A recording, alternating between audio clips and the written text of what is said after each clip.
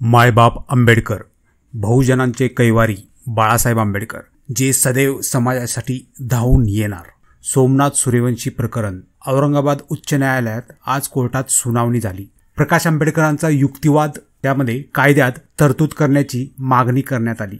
तसेच सोमनाथ सूर्यवंशी मृत्यू प्रकरणी कोर्टाने SIT स्थापन करावी अशी ही मागणी ॲडव्होकेट प्रकाश आंबेडकरांकडून करण्यात आली आहे.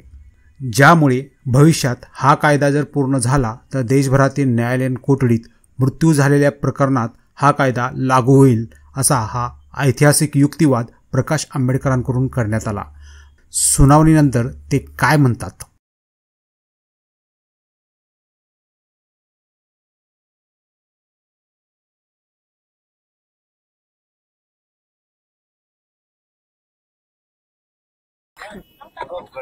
सर, आज सुनावणी झाली, काय सांगाल? काय ते आजच्या मॅटर जी असणारी सुनावणी झाली त्या ह्याच्यामध्ये आम्ही असणाऱ्या दोन गोष्टी मांडल्या. एक म्हणजे कायद्यामधली तरतूद जी आहे ती अपुरी आहे आणि कायद्यामधली तरतूद अपुरी असल्यामुळे ती पूर्ण करणं ही गरजेची आहे. कोर्टाने त्यावरती असणारा ऐकून घेतलं आणि पूर्ण झाली पाहिजे, असली पाहिजे असं त्यांनी मत त्या ठिकाणी व्यक्त केलेलं आहे. दुसरं जे आहे ते SITच्या संदर्भातलं आम्ही असणारा मांडलं आणि ही SIT कोर्टाने स्थापन केली पाहिजे, त्याच्यावरती ही कोर्टाने असणारा ऐकून घेतलं. तिसरा असा मुद्दा त्याच्यामध्ये की शासनाने जी CIDची कमिटी नेमली होती त्यांनी असताना म्हटलं की आम्ही असा अहवाल तयार केलेला आहे, परंतु कोर्टाने मनाई केल्यामुळे आम्ही असा तो फायनल केलेला नाही. ते आम्ही कोर्टाला असं म्हणालो की सोमनाथ सूर्यवंशी जे आहेत हे ज्या दिवशी वारले त्या दिवशी ते कोर्टाच्या कस्टडीमध्ये होते, त्याच्यामुळे त्यांना असणारा न्याय कोर्टानेच त्या ठिकाणी दिला पाहिजे. त्याच्यामुळे जी काही इन्क्वायरी होईल ती इन्क्वायरी SITने केली पाहिजे आणि त्याच्यावरती मॉनिटरिंग केली पाहिजे कोर्टानेच. कोर्टाने आमचं म्हणणं ऐकून घेतलं, दुसऱ्या बाजूचे ऐकून घेतलं आणि ऑर्डर करण्यासाठी त्यांनी मॅटर रिझर्व केलेला आहे.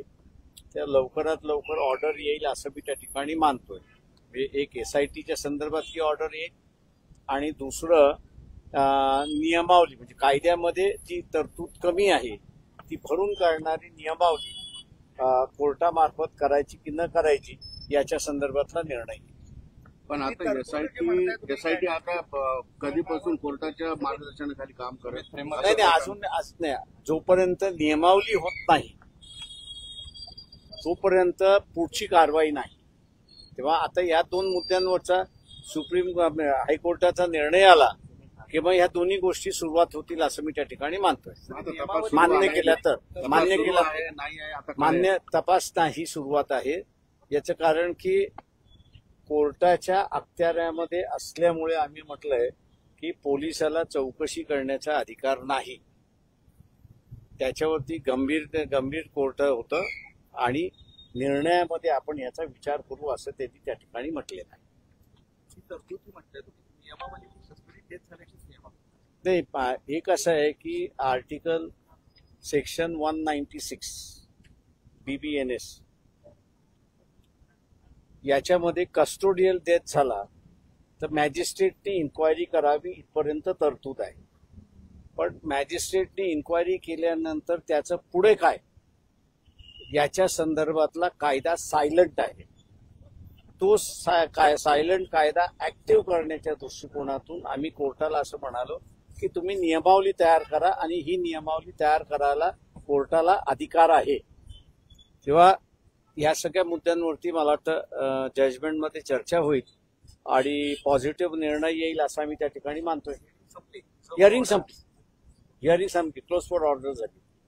पण दादा, ही जर ऑर्डर झाली तुमच्या बाजूला जर पॉझिटिव्ह झाली तर ही देशभरात लागू. हे माझं म्हणणं असं आहे की देशभरातल्या कस्टोडियल डेटसाठी उपयोग होणार आहे. हा फक्त इथेच नाही तर देशभराच्या कस्टोडियल डेटसाठी हा उपयोगात होणार आहे, कारण मग सगळ्यांना ती फॉलो करावी लागेल. वेगळा प्रश्न आहे. मुंबईमध्ये तुम्ही ट्विट पण केलं. ट्विट पण केलंय. मुंबईमध्ये लोकांचा अपघात आणि त्यात 5 लोकांचा मृत्यू झाला. मुंबईमध्ये लोकांना पडलं, हा काही आता नवं राहिलेलं नाही. खूप अपघात होतात. प्रशासन, रेल्वे विभाग कुणीच गंभीर दिसत नाही. लोक सातत्यानं मागतात. ते मुळात असं आहे की वरचं सरकारच गंभीर नाही तर खालचं सरकार काय गंभीर राहणार. त्याच्यामुळे तव्यावरची भाकरी ही उलटली नाही तर ती करपते. हे लोकांनी डोक्यात ठेवलं पाहिजे आणि वागलं पाहिजे. पण ही घटना म्हणून तुझ्याकडे फक्त बघून सोडून देऊ नये असं तुमचं ते माझं म्हणणं असं की त्याच्यामध्ये नाही, तुम्हाला असणारं बेसिकली कुठल्याही सरकारला त्याच्या पायावरती उभं करणं आणि त्याला टोचवरती ठेवणं ज्याला आपण म्हणतो ती गरज आहे. ती गरज मला वाटतं ज्यावेळेस तुम्ही भाकरी उलटत नाही त्यावेळेस ती परिस्थिती येते. थँक्यू.